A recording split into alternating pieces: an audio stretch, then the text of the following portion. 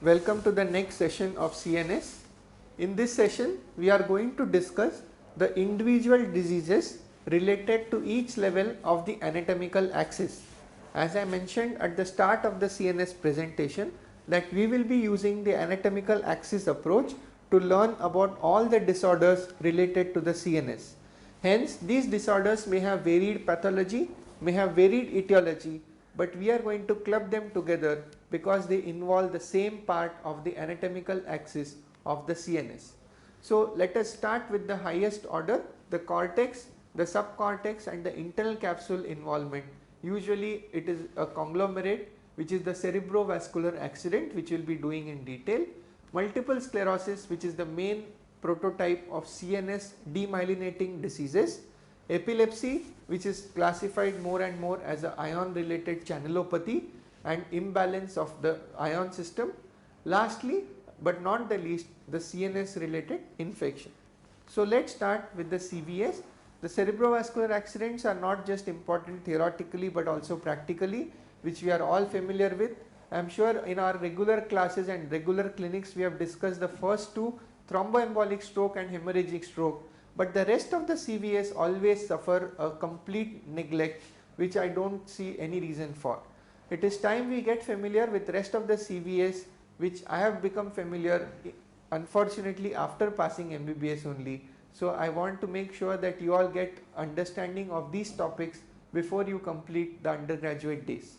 So, if in order to find out what are the various cerebrovascular accidents, according to Harrison, there is a thromboembolic stroke, hemorrhagic stroke, small vessel disease or lacunar infarct syndrome, intracranial hemorrhage, cortical or cerebral venous sinus thrombosis, subarachnoid hemorrhage, transient ischemic attack and special type of paralysis being a TORS paralysis. First, let us summarize with the cerebral circulation. The cerebral circulation has got the, and we will basically be dividing it into anterior cerebral, middle cerebral and posterior cerebral, though more detailing is not required at an undergraduate level. The anterior cerebral artery, as clearly depicted in the diagram, supplies the sagittal area, the parasagittal area of the brain, which is near the falx cerebri. The MCA supplies major part of the cortex, which is involving the entire 2/3 of the cortex, which is supplied by the middle cerebral artery. The posterior cerebral artery supplies part of the occipital cortex, the cerebellum and the extrapyramidal apparatus, that is the vast part of the basal ganglia, the thalamus, the red nucleus, the subthalamic body and so on. What is important to see is the internal capsule, which is supplied by the deep branches of the middle cerebral artery. What is important to note in the circulation diagram is what is the watershed territories. It is the area where these different arteries supply. The junction of these areas is called as the watershed territories. So, let us start with our CVS. Based on the territory involved, the cerebrovascular accident or the thromboembolic strokes can be classified into anterior circulation stroke, middle cerebral artery stroke and posterior circulation stroke. Let us summarize each of them because they have different clinical presentation and manifestation. Anterior circulation stroke, it is prudent to remember anterior cerebral artery has excellent collateral circulation through the circle of Willis. Hence, only when bilateral arteries get infarcted or there is an unpaired ACA lesion does that become clinically manifest. When it becomes clinically manifest, it presents as paraplegia with bladder bowel involvement. This fact becomes very clear if you see your genome and your physiology textbook to see that how the body is represented in the area of the brain. The leg area is usually represented in the parasagittal area, which is supplied by the ACA territory. Also, there is the micturition center which is present in the frontal lobe, which is affected due to the ACA infarct, leading to a bladder bowel involvement. Hence, paraplegia with bladder bowel involvement is the classical feature of a ACA infarction. Also important is recurrent artery of Hubner, which is an important branch of the ACA, which infarction of which can cause as facio-brachial monoplegia. Now, do not confuse it with just a monoplegia. Typically, when you get only a upper limb weakness along with the facial involvement, you also with hemi-neglect, you also suspect a high parietal infarct. Coming to the middle cerebral circulation stroke, it is the most common area of the CVA. I am sure we have all presented cases of the same. We have to know that the middle cerebral artery supplies the brain through the lenticulostriate branches, involvement of which lead to the stroke. Clinical features are as per the area of the brain that is involved, that is parietal lobe, temporal lobe and so on. The posterior circulation stroke typically affects the brainstem and the cerebellum, and the various brainstem syndromes have been already discussed above. Just to summarize the difference in the presentation between a thromboembolic and a hemorrhagic stroke, this is a very important slide, that usually embolic strokes are common in a young age where there is a cardiac pathology. These cardiac pathology shunts or clots usually frequently embolize into the CNS and present as embolic stroke. There is bimodal presentation, however, of embolic strokes. In old age, embolic strokes may be as a result of degenerative atrial fibrillation. Thrombotic strokes are present usually in the old age due to a atheromatous process. Hemorrhagic strokes are common in the middle age where the stress and the sympathetic outflow are at the peak. The onset of an embolic stroke is hyperacute. A thrombotic is in a step ladder or stuttering manner. Hemorrhagic is called as acute. The progression, embolic stroke is maximum at onset. Thrombotic stroke may progress over hours or days. Hemorrhagic stroke will progress over minutes. Why this minutes? Because hemorrhage usually, initially there is a flooding of the space of the brain parenchyma, followed by which there is increasing edema around the bleed area and the patient worsens neurologically, but that deficit is usually fully reversible, which is secondary to the edema. So coming to the next point, convulsion is most common along with embolic strokes. As we all know that if there is a sudden occlusion of a particular vessel, there may be ischemic insult. If it is a slow chronic occlusion, there is enough time for development of collaterals, which is the case with thrombotic lesions. Hence, embolic strokes which occur in the young age with poor collateral circulation, a sudden occlusion leads to hypoxic insult and onset of convulsion. In thrombotic stroke, for the reason just mentioned, convulsions are rare, and in hemorrhagic stroke, they are occasional only if the bleed is of a significant size. The next point, raised intracranial tension, is uncommon in an embolic stroke, uncommon in a thrombotic stroke except when there is a malignant MCA infarct. What is a malignant MCA infarct? It is involvement of more than 2/3 of the area that is supplied by the MCA. It is one of the medical surgical emergencies where a craniotomy with decompression should be performed with a flap surgery so that there is no permanent damage to the MCA territory. Hemorrhage raised ICT is quite common due to the overlying edema around the bleed area also. Time of the event, embolic stroke generally occurs in the morning, thrombotic stroke occurs in the night, while hemorrhagic occurs in the evening or in the mornings when the person is at its most hectic. Treatment, embolic stroke is usually self-resolving, local thrombolytic mechanisms are active and will lead to dissolution of the clot with good recovery. In thrombotic strokes, we have the option of thrombolysis versus antiplatelets, which we will be discussing shortly, and in hemorrhage, unfortunately, there is only a conservative treatment. There was a trial of activated factor 7 that was launched few years ago to make sure that the bleed does not progress.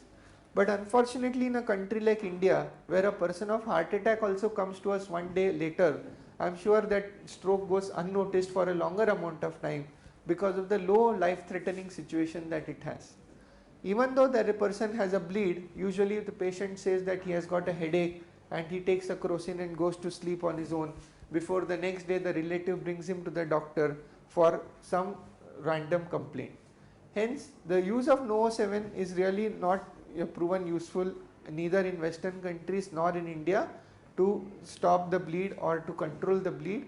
Hence, it is no longer FDA approved. the treatment remains conservative. What is the prognosis? Embolic stroke has excellent prognosis with near complete recovery. Thrombotic stroke, due to its good collateral supply, also recovers quite favorably in 80% of the patients. Hemorrhagic has the worst prognosis because the area which has bled will never be coming back to normal and the bleed will never get completely resolved.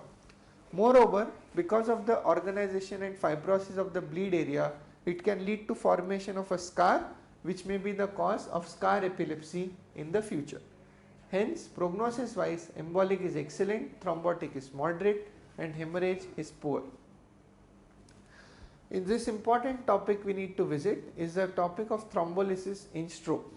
So, let us start with the role of imaging in stroke. As we are all familiar, we have got two important modalities, the CT scan and the magnetic resonance imaging, that is the MRI. Now, when to use which is a common question that is asked.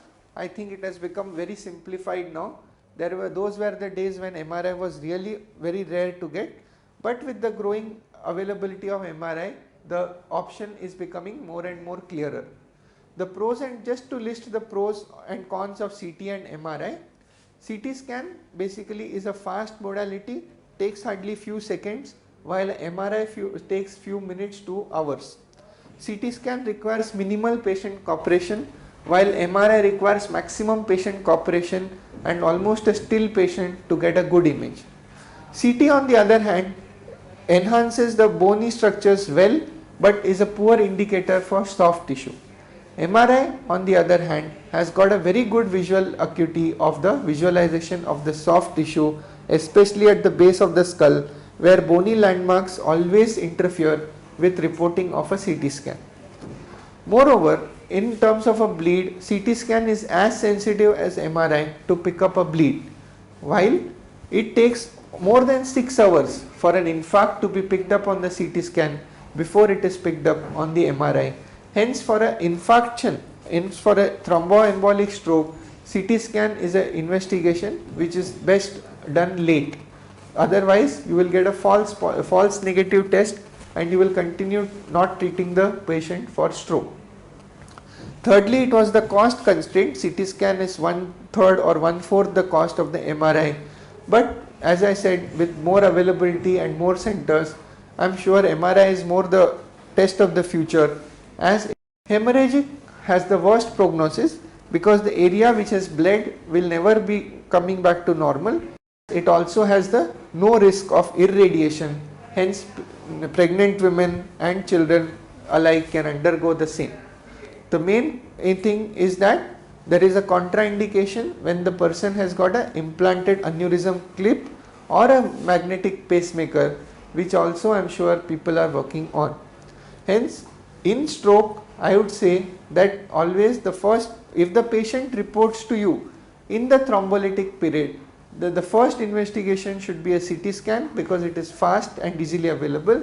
If the person comes late, that is after 12 hours, after 2 days, after 3 days, then the investigation of choice would be to go for a MRI. Coming to the next point, which is indications for thrombolysis in stroke. Now, what are the indications for thrombolysis? First thing, there has to be a significant focal neurological deficit which is documented to be due to a thromboembolic phenomenon. Second thing, there has to be progression and the severity has to be more than NIHS more than 11. This is the important thing. A person who has got a mild illness or an embolic stroke which is usually self-limiting may not benefit with thrombolysis, as thrombolysis is not foolproof. It has its own set of complications. So, what are the contraindications to thrombolysis? Presently, the only approved drug is tissue plasminogen activator, or TPA is the only approved drug for thrombolysis. However, when the person is performing an intra-arterial thrombolysis, people are using urokinase as homologous to cardiac manifestation. Now, the contraindications to thrombolysis are, now it is again classified into relative and absolute contraindications. Absolute contraindications basically are when the patient has got undergone a neurosurgery or a GI surgery 6 to 8 weeks before the stroke. Second would be patient has got a bleeding disorder, patient has got platelet count less than 1 lakh, or patient is on anticoagulation with a INR of more than 1.5. The relative contraindications are age more than 80, the person having a BP more than 180 by 110, the person having sugar less than 50 more than 400, the patient on antiplatelets or anticoagulation which is less than with the INR less than 1.5, and remote surgery in the past will be the relative contraindications to thrombolysis. The routes are intravenous and intraarterial. Of course, in most of the centers in India, intravenous route is done, intraarterial is available only at a very specialized center and still remains largely unproven. So, what are the routes and the respective window period for thrombolysis in stroke? So, the window period depends on two things. Window period depends on what is the area of the infarct and what is the agent that is used. So, coming to me, that if there is a posterior circulation stroke versus a middle cerebral circulation stroke, if the agent is given intravenously or intraarterially.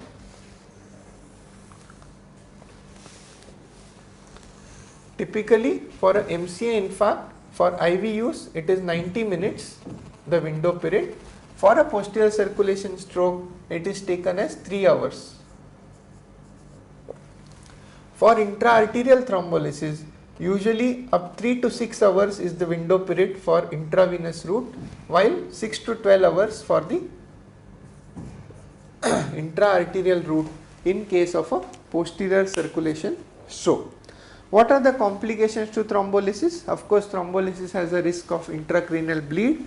Thrombolysis can convert a infarct area into a hemorrhagic stroke, which may have a worser prognosis as compared to thrombotic stroke itself. Hence, it should be used wisely, but nonetheless, with more people becoming aware and reaching a facility early, I am sure thrombolysis is the treatment of the future. Because if the person gets thrombolysis in time, long recovery period, rehabilitation, and long-term complications of bedridden state are all taken care of with one single injection. Hence, I am sure we all need to be familiar and definitely work towards early management of stroke. Coming to the next type of stroke, the small vessel disease or the lacunar infarct syndrome. Typically, lacunar infarct syndrome, come to the slide, lacunar infarct syndrome occurs in old age. It is due to chronic occlusion of the small perforating branches of the middle cerebral artery. Progressive nature over months to years. Usually small progression of focal neurological deficit keeps happening, but the patient attributes most of these changes to age rather than noticing that it is part of a disease. The most important risk factor is hypertension, and important thing is it's a preventable disorder, hence needs to be identified and treated aggressively. The treatment basically involves the person to have strict control of the hypertension and to be started on aspirin plus statins are the main treatment of lacunar infarct syndrome. Also, lacunar infarct syndrome can present as a pure motor type, a sensory type, as well as ataxic type of small vessel disease, which may all have varying results due to the area involved. What is the prognosis? It depends on the stage where we identify. Lacunar infarct syndrome, there may be a very bad MRI picture with a person walking around normally, and then there are patients with relatively okay MRI picture who are bedridden. Hence, the variety prognosis is quite unpredictable and varies from person to person. The most important stroke, which I feel is very important in today's world, is the cortical venous sinus thrombosis. Why is it important? For two reasons. One, the incidence is increasing for some reason. Two, unless you suspect, you will never diagnose a case of CVST. What is the epidemiology? It is almost one of the commonest cause of stroke in a young lady who is typically on a oral contraceptive pills. What are the causes? The causes include two. As we all are aware of, the Virchow's triad for thrombolysis. Either the pathology is in the flow or it is in the volume, it is in the blood. So if the person is dehydrated due to a concurrent illness or diarrhea or vomiting, the person is more in a chance of having a thrombotic event. Second, if there is any thrombotic state or thrombophilic state which predisposes patient to CVST. Typically, it is the pregnancy, it is the oral contraceptive pills, steroid use are the ones which importantly signify CVST risk. Coming to the clinical presentation, CVST depends, the clinical manifestation depends on the sinus involved, which we will discuss whether it is the superior sagittal sinus, it is the cavernous, or whether it is the transverse sinus that is involved. Depending on the site, if there is a cavernous sinus involvement, it usually presents as proptosis, ptosis, ophthalmoplegia, papilledema, that is third nerve involvement, along with ophthalmic division of fifth nerve involvement. Cavernous sinus, we have all been hammered very thoroughly about the cavernous sinus diagram in our Chaurasia books, so I am sure we will all remember. Superior sagittal sinus. Now if you just remember the anterior cerebral artery, it is very similar to that because it supplies the parasagittal area. Hence it presents with signs of both hemisphere involvement. Headache, papilledema and convulsion are common features of the CVST group. Transverse sinus involvement typically presents as the 9th, 10th lower cranial nerve palsy with hemiparesis, papilledema and convulsion. So how do we go around with the treatment? The treatment basically is done by anticoagulating the patient. First is to diagnose the patient. It can only be diagnosed on a MRI or a CT scan and with high amount of suspicion. So what are the radiological signs related to CVST? There are two important signs that we should be familiar on the CT scan. One sign on the plain CT scan is called the cord sign. Cord sign, it is the hyperdensity of the straight sinus and cortical vein due to fresh blood clot within the vein or the sinus, which can be picked up on the plain CT scan. However, when the person undergoes a contrast CT, there is enhancement of the walls of the superior sagittal sinus with hypodense area within it. This hypodense area represents the thrombus, hence it is called as the empty delta sign. So these are the two important signs that are important in a CVST. Once diagnosed, how do we go around treatment? We start the person on IV heparin infusion and anticoagulate the patient with warfarin alongside parallelly and maintain a INR of 2.5 to 3.5 times normal. Now depending on the underlying cause, if it was a treatment cause like dehydration, if it was a self-limiting cause like pregnancy, OCPs or some known pathology, anticoagulation is usually continued for a period of 6 months. Beyond that it is discontinued and it is on the sole discretion of the treating doctor. However, if there is a thrombophilic state that becomes positive, then lifelong anticoagulation is usually indicated for all venous sinus thrombosis patients. We are also should be familiar that thrombophilic states are something that we need to be aware of, and there is a long list of thrombophilic states which we need to be aware of.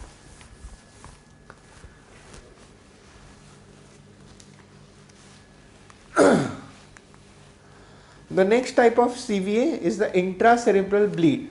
The intracerebral bleed, mind you, has to be differentiated from subarachnoid hemorrhage. Both of them are completely different. Please don't get confused in an MCQ when you are answering which question for what. In an intracranial bleed, hypertension is the most important risk factor, putamen is the most common site, and subthalamus is the rarest site of an intracranial bleed. Usually it is abrupt onset, as we discussed the hemorrhagic stroke. It is abrupt onset, presents with focal neurological deficit and barely recovers even on prolonged time of recovery. The long term complications of course are scar epilepsy. How do we go about treatment? Unfortunately no active treatment is available. We only have to do conservative treatment. Strict control of hypertension is the main modality for treatment and prevention of recurrence in these patients. Subarachnoid hemorrhage, very important, 8% of all strokes, and I am sure it is on the incline. Rupture of the aneurysm is the most common cause. 6 to 8 years ago, if you get a MCQ question saying which is the most common cause of SAH, it used to be trauma. But today, because of maybe the wearing of the helmets, there is definitely a reduction in traumatic SAH, and the most important cause of SAH has become rupture of aneurysm.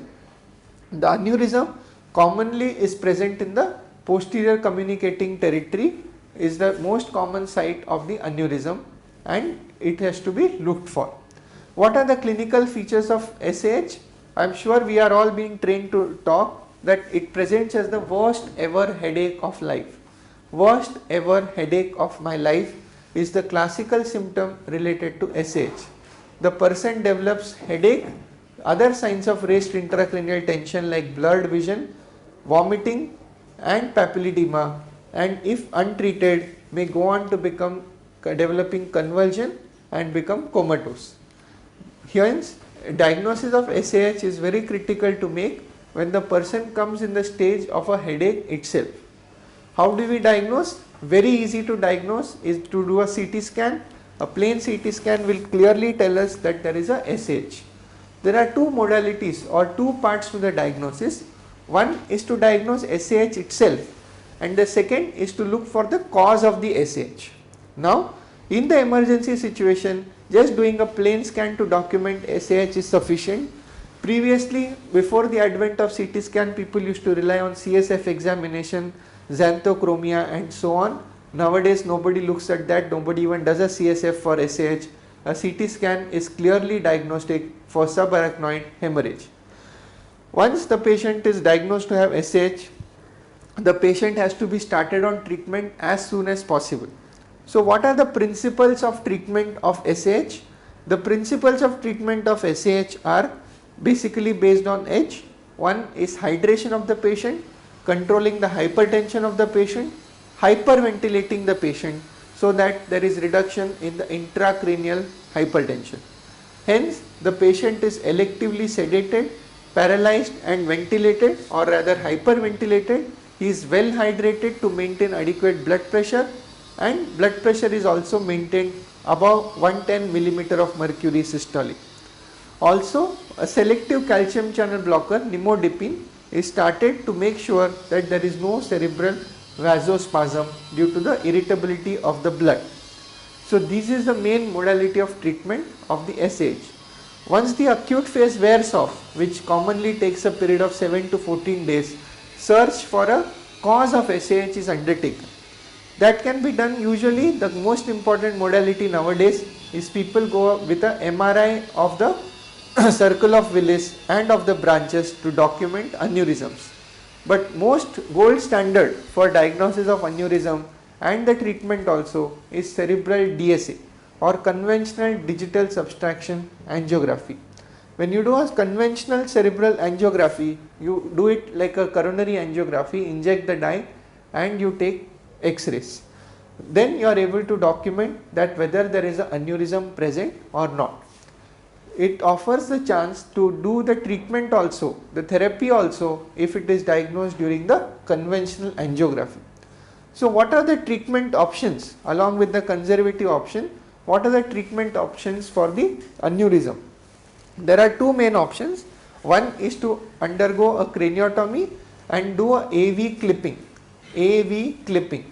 The other option is the new or the modern option is to do a coiling. Coiling is performed through a transcatheter approach, but at this point of time it is a highly expensive procedure because one coil costs you around 30 to 40,000 rupees and the person may end up requiring 5 to 6 coils for a medium sized aneurysm, especially in a good technical skill hand. Hence, due to want of the cost, the still AV clipping is the preferred therapy of choice for SAH.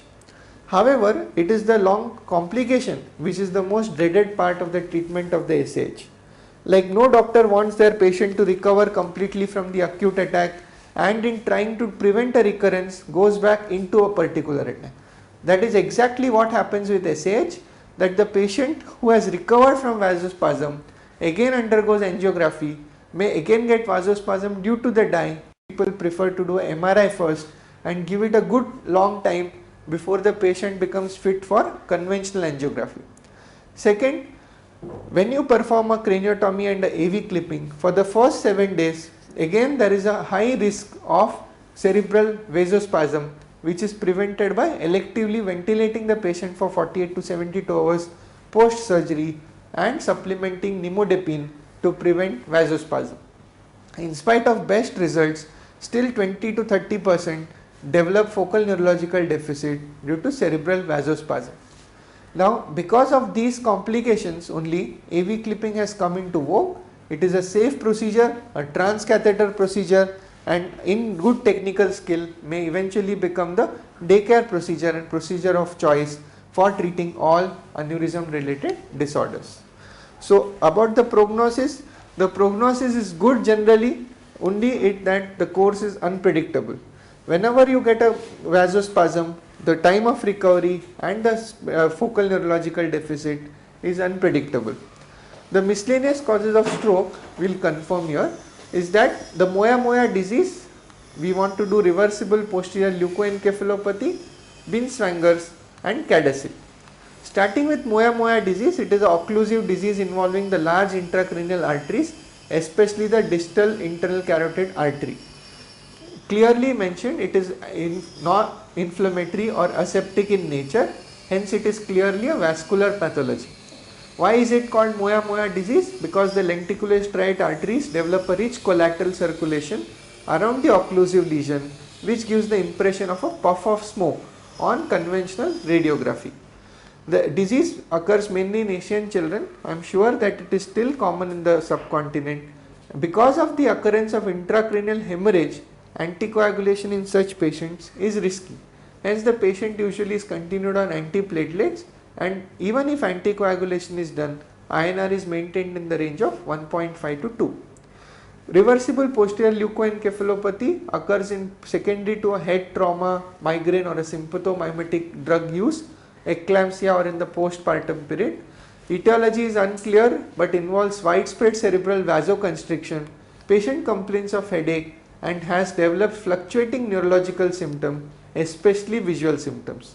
Thankfully, most of the times the spasm is self-limiting and the patient recovers well. Hence the name reversible posterior leukoencephalopathy. Binswanger's disease is very similar to a lacunar infarct syndrome, but the only difference is it is a chronic progressive subcortical encephalopathy. It is a rare condition and CT or MRI will detect the periventricular white matter infarcts and gliolis. This happens due to lipohyalinosis in the small arteries of deep white matter as in hypertension and usually associated with lacunar infarct syndrome. The main is the severe long-standing hypertension, especially in rural area patients where hypertension is underdiagnosed, undertreated. The Binswanger's incidence is on the rise, which is a preventable cause of stroke.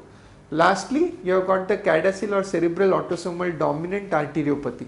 This is the only known inherited disorder that presents as a small vessel stroke, progressive dementia and extensive white matter changes on MRI. Now this is important because always we have been asked in our Viva that when you are taking a history of stroke, what do you mean by family history is significant? Probably this is the only inherited disorder. This is commonly autosomal dominant condition, especially mediated through Notch3 mutations, and it can present as a stroke which is early in life. It cannot be prevented, hence only genetic testing and counseling should be performed to make sure that the family member is aware of the same. After the cerebrovascular accidents, we go on with the next topic of cortical involvement, that is the CNS demyelinating disease, the prototype which is the multiple sclerosis. It is the main demyelinating disorder of the CNS. As the name suggests, it is demyelinating in nature. It is typically the age of onset is younger age group and female preponderance is noted in multiple sclerosis. The presenting features are multiple because of varying areas of involvement. That is what I want to highlight when we are discussing multiple sclerosis today, that it is mainly documenting the different areas, varied areas of the brain. If it is involved, then only it can be diagnosed as a case of multiple sclerosis. The presenting symptoms range from optic neuritis, internuclear ophthalmoplegia, which is an important feature of multiple sclerosis: hemiparesis, paraparesis, tingling numbness, paresthesias and ataxia. Two important symptoms which we want to be familiar along with multiple sclerosis are Uthoff's phenomena and Lhermitte's sign. Uthoff's phenomena is worsening of the neurological deficit due to exposure to hot environment or hot weather. Probably in hot weather there is already a development of conduction block or slowing of the nerve conduction velocity.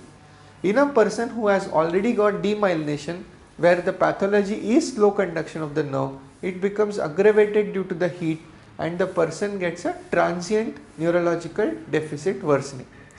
The second sign, Lhermitte's sign, is not pathognomic of multiple sclerosis, but is a sign showing any inflammation or a very hypersensitive nerve. Typically it is called as current like sensation along the nerve fiber on flexion of the neck.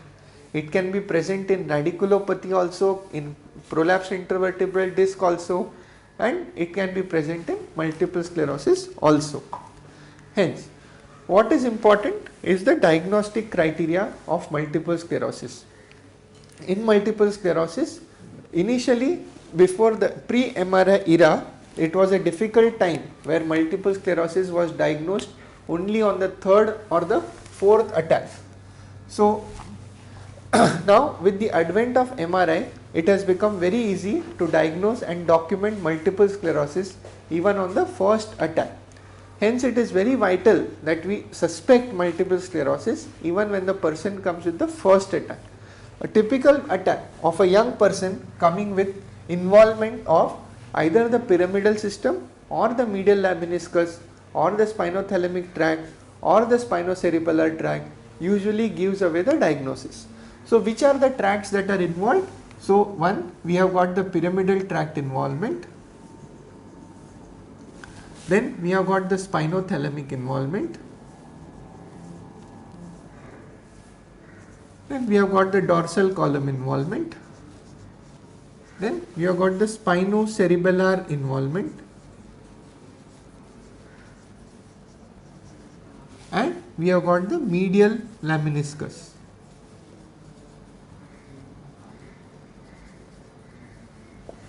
So as we just mentioned the clinical features, pyramidal weakness presents as hemiplegia or paraplegia.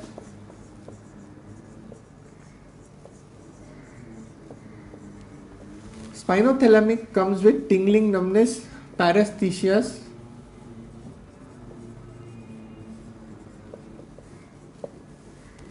Dorsal column presents as ataxia, loss of vibration and position sense. Spinocerebellar ataxias, and medial lemniscus presents as gaze palsy and internuclear ophthalmoplegia or INO, which is an important feature of multiple sclerosis.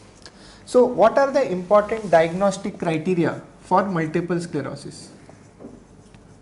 One is involvement of different areas. Involvement of different areas of the CNS, that is one of them, which is lasting, which is progressing for more than 24 hours and lasting for more than 7 days, and at least 1 month apart, at least 1 month apart.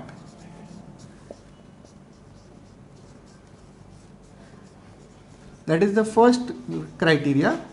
Second criteria is documentation of plaques on MRI. Documentation on MRI of the plaques.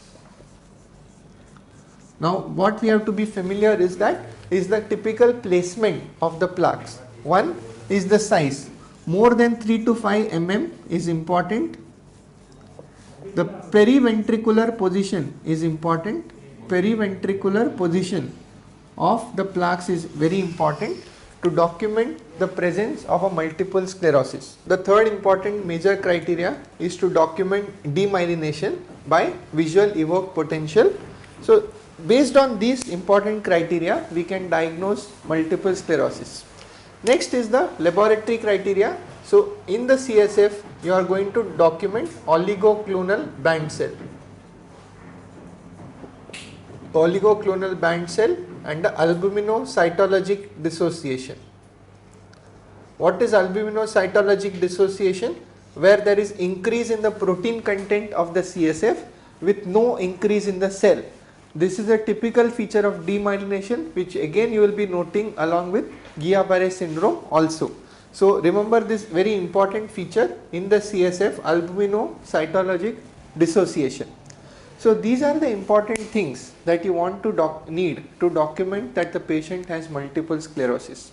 So based on the clinical features, the presentation and then documentation of these criteria, you are able to confirm the diagnosis of a multiple sclerosis. So what are the types of multiple sclerosis that we are going to get?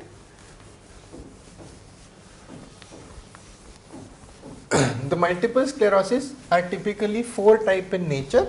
One, the commonest type is the relapsing remitting type of multiple sclerosis.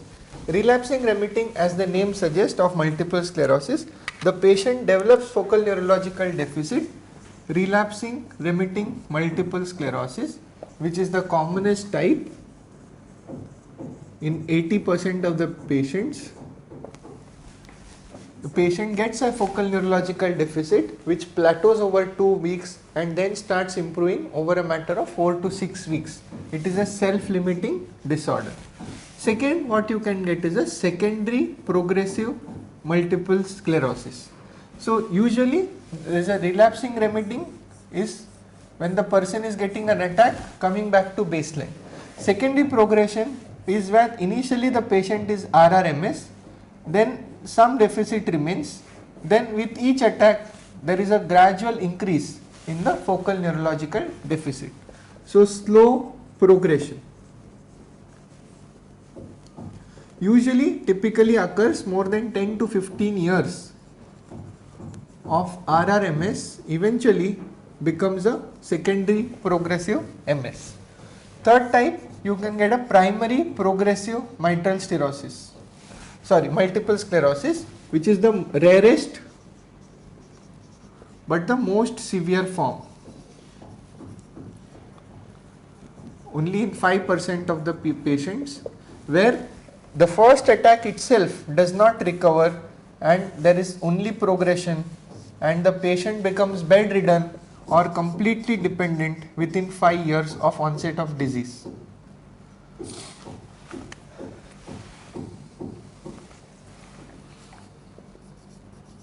Within 5 years of onset of disease. So these are the main types of multiple sclerosis that you need to be familiar with. Now, what else are important is the special type of multiple sclerosis, which is including only the ophthalmic or the medial lemniscus, which is called as neuromyelitis optica or also called as Davies disease. This is characterized by spinal cord involvement and optic nerve involvement. So the patient typically presents as eyes paraplegia with INO and gaze palsy. It is a typical syndrome which may be the first presentation in 1 to 2% of the patients, usually has got a good prognosis, responds well to steroids and recovery is gradual. Next is what is the treatment. Suppose we have diagnosed multiple sclerosis, we have understood that patient has multiple sclerosis. What are the treatment options of multiple sclerosis? So the treatment options that we have today are, we have got interferon beta. Because it is a demyelinating disorder, immunomodulation is the therapy of choice. Second, we have got is mitoxantrone and glatiramer acetate.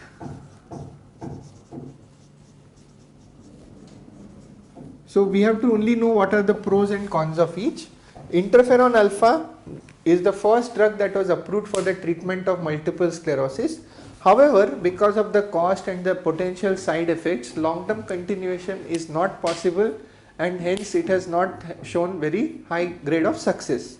Moreover, it is difficult to convince the patient who is having less neurological deficit to say that the patient should be on an expensive and painful therapy.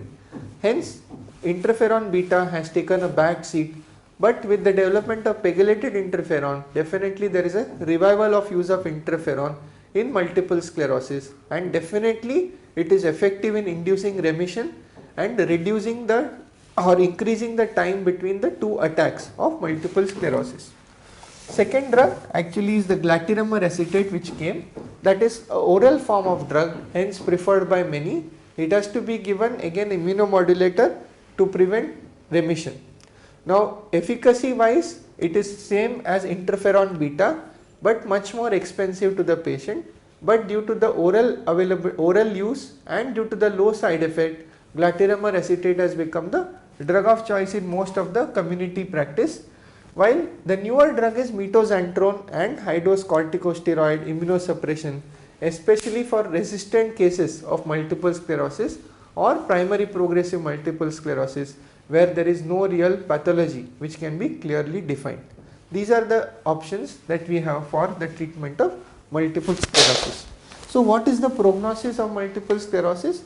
The prognosis is usually good when the patient typically has got a remitting relapsing multiple sclerosis, has the best prognosis, where patient can be fully functional at least for 15 to 25 years after onset of disease. But after 25 years, that is around age of 45 to 50 years, patient is likely to require some kind of physical support for continuing normal life. The worst prognosis is with the primary progressive multiple sclerosis, as we just discussed. So that prognosis basically depends on the type of multiple sclerosis person is suffering from.